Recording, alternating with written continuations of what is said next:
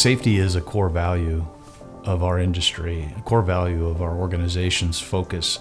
And the premise behind that is that nothing we can do today that can add value to society can really benefit if someone's getting hurt along the way, right? It's a ticket to the game that we establish safe practices in everything we do. And where CII has really contributed to that is they take in all the experience through data and use that data to continue to promote how that translates to value in our industry. And I think about how if we weren't safe today in the way we apply our practices, we would not have accomplished the things that we have accomplished, and future accomplishments will continue to be dependent on safety performance.